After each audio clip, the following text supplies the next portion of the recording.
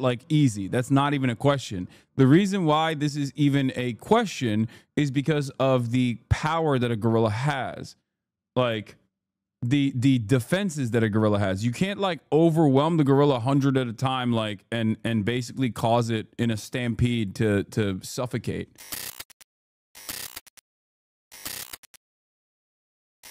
What's your take on 100 men versus one gorilla? I didn't really give a take last night. I don't know.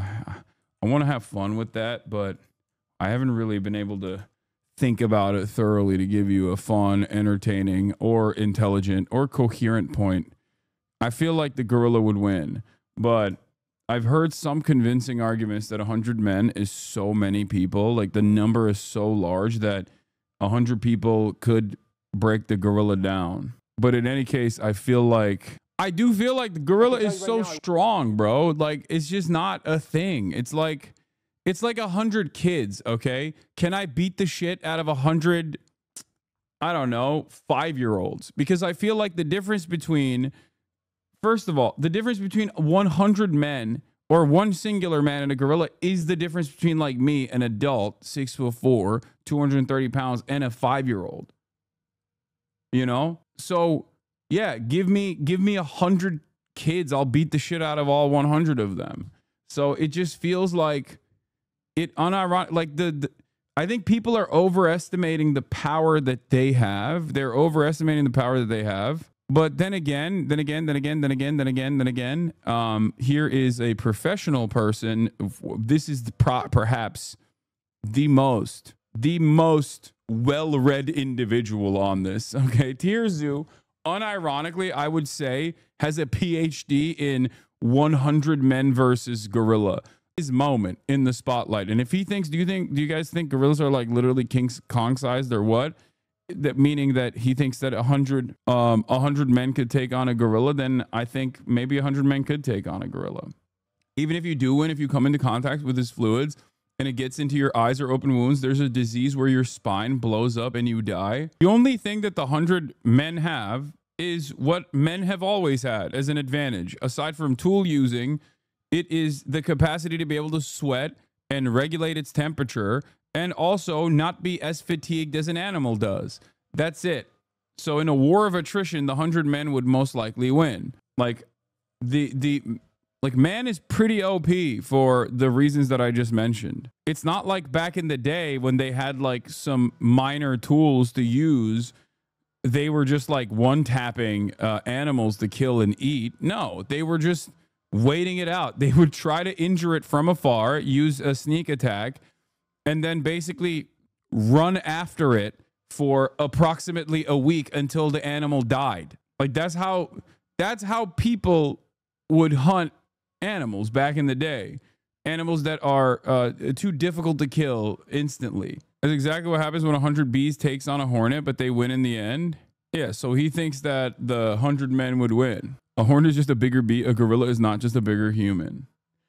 Anyway, this is definitely a big deal. And for that reason, I'm going to ask FD Signifier about it.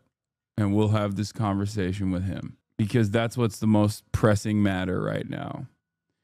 It's one gorilla. Bro, do you know what?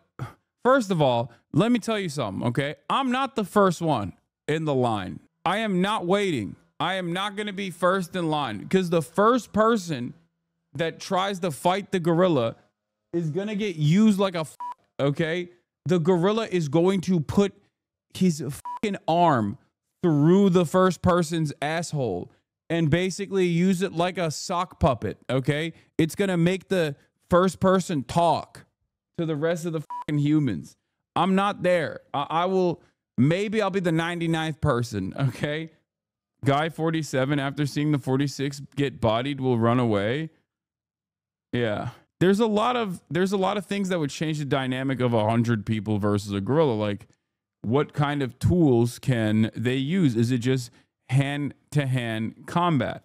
If it's just hand-to-hand combat, like, it's pretty cooked. I would not join a modern-day hunting party of men because the question is 100 men versus one full-grown silverback gorilla. And there are people out there, like, 100 guys would win. And no, they wouldn't. I don't, no, just flat out no. A gorilla's skin, you can't bite through it. Their bones, somewhere between 2 and 4 times as thick and dense as ours. Their hand, like their grip force, is something like 1,300 pounds. That means that with one hand, they could crush your skull. My dudes, this is what you're fighting. When they stand up, they are 6 feet tall. They weigh about 400 pounds on average. They can lift, press, or pull somewhere between 2,000 to 4,000 pounds. For some perspective, that's... I'm gonna be honest though, like a chimp can fuck up a human, except what you fail to comprehend here is that 100 people would destroy a chimpanzee, right? Like easy. That's not even a question. The reason why this is even a question is because of the power that a gorilla has.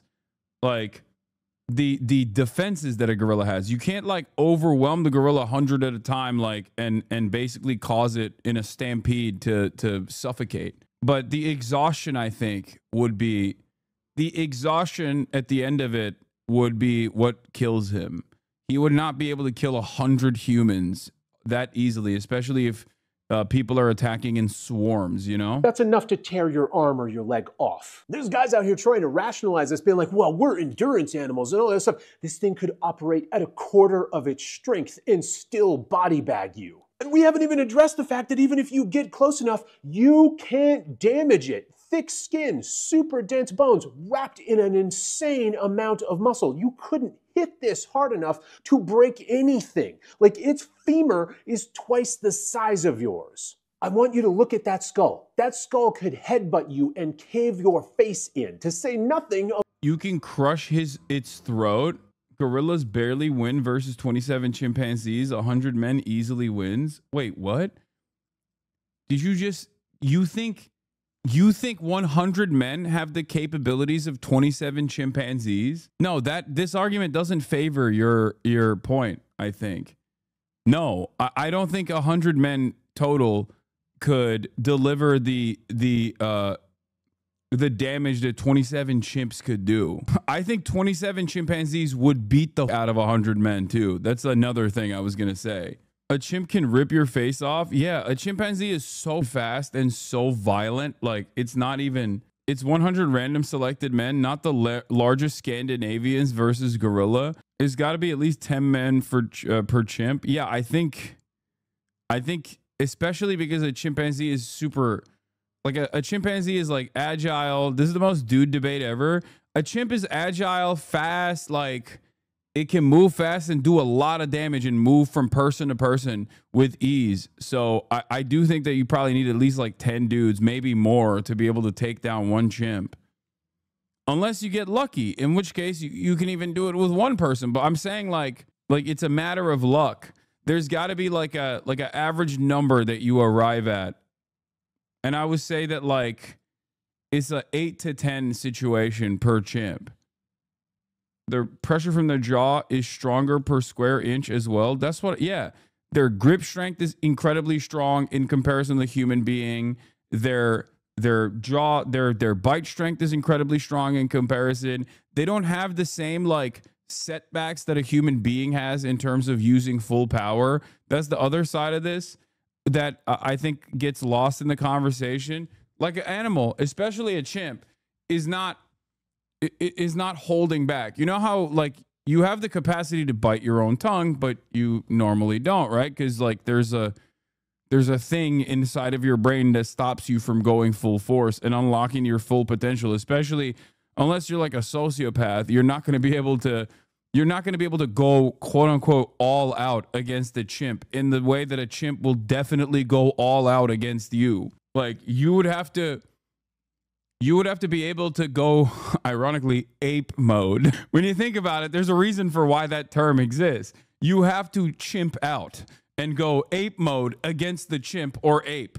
So, you know, they automatically don't have a limit breaker. They just go limitless mode when they want to you up. So I don't know. Of all the teeth. Then we come down here. Each one of these appendages is a death area. And even if you don't die, you're going to be missing or have a crushed limb. You're out of the fight until it decides to come and clean you up. And I loved some of the like crazy hunting tactics because they're like, well, we would just swarm and like, what are you gonna get? Maybe 6, 10 humans at the same time. And we would grab its limbs and spread it out. These are gonna crush you. It can pull you toward it harder than you can. What are you gonna do once you have a hold of its limbs? Yeah, you're gonna die because it's gonna crush you or pull you into its mouth and bite your head off. You should also know that I have a secret class.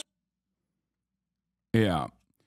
Lethal coalitionary attacks of chimpanzees, troglodytes on gorillas, gorilla in the wild. Yeah, this article suggested 27 chimps can like pack up a gorilla.